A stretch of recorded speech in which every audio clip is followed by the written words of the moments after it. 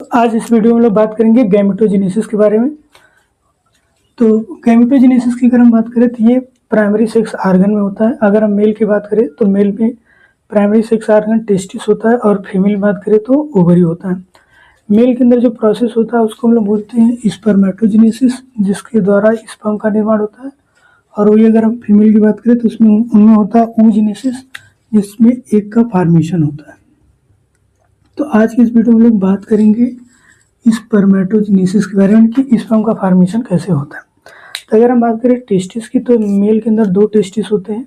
प्रत्येक टेस्टिस के अंदर लगभग 250 टेस्टिकुलर लोब्स पाए जाते हैं। ठीक, प्रत्येक टेस्टिस के अंदर 250 टेस्टिकुलर लोब होते हैं और सभी टेस्टिकुलर लोब के अंदर 1 से 3 की संख्या में सेमिनिफेरस ट्यूबुल्स पाए जाते हैं। वो 1 भी हो सकता है, 2 भी हो सकता है, 3 भी हो सकता है। अभी जो सेमिनिफेरस ट्यूबुल्स होते हैं 2 लोगों से मिलकर बनते हैं। एक होता है सर्टोली सेल और दूसरा होता है नर जर्म कोशिका या फिर इसको बोलते हैं स्पर्मेटोगोनिया। अभी जो स्पर्मेटोगोनिया है यही से स्पर्म का फॉर्मेशन होगा, क्योंकि स्पर्मेटोगोनिया एक तरह का स्टेम सेल है। अब ये प्रोसेस शुरू होता है प्यूबर्टी के समय। अब प्यूबर्टी के समय ऐसा क्या होता है, तो प्यूबर्टी के समय हाइपोथैलेमस जीएनआरएच रिलीज करता है, जो कि पिट्यूटरी ग्लैंड के पास जाता है और वो इंक्रीज करता है एलएच और एफएसएच को, ल्यूटिनाइजिंग हार्मोन और फॉलिकल स्टिमुलेटिंग हार्मोन को।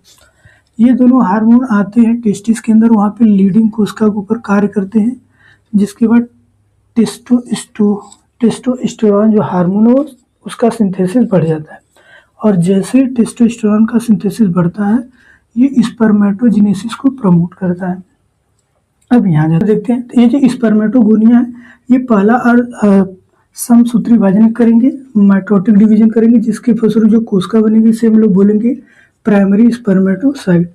अब जो प्राइमरी स्पर्मेटोसाइट है ये पहला अर्धसूत्री विभाजन पूरा करके सेकेंडरी स्पर्मेटोसाइट का निर्माण करेगा और सेकेंडरी स्पर्मेटोसाइट दूसरा अर्धसूत्री विभाजन पूरा करके स्पर्माटिड्स का निर्माण करती है।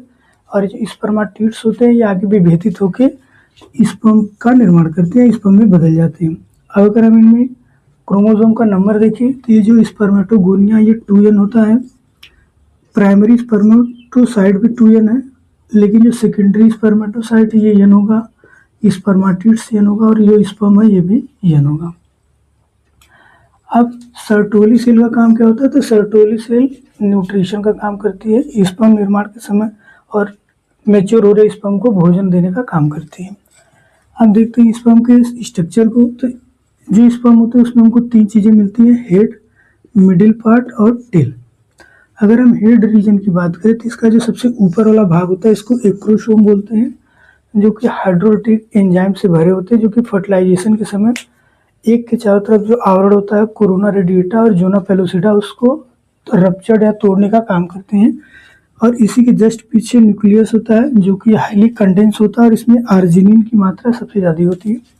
तो जैसे क्रोमोसोमल पार्ट फटता है ये न्यूक्लियस जो होंगे वो आराम से निकल के एक के अंदर चले जाते हैं। इसके जस्ट नीचे सेंट्रियोल होता है जो कि टेल फॉर्मेशन में मदद करता है। और यहाँ पे आपको मिडिल पीस में माइटोकॉन्ड्रिया देखने को मिलेगा जो कि एटीपी सिंथेसाइज करने का काम करेंगे। और इसके नीचे जो टेल वाला रीजन है कि जो फ्लैजिला है ये देखने को मिलता है, तो जिसकी इसी फ्लैजिला के द्वारा जो स्पर्म होगा वो फीमेल रिप्रोडक्टिव ट्रैक्ट के अंदर आराम से स्विम करके एग के पास पहुंचता है। तो ये था आज का वीडियो जिसमें हम लोगों ने गैमेटोजेनेसिस के अंतर्गत स्पर्मेटोजेनेसिस के बारे में देखा। अगले वीडियो में हम लोग बात करेंगे oogenesis के बारे में।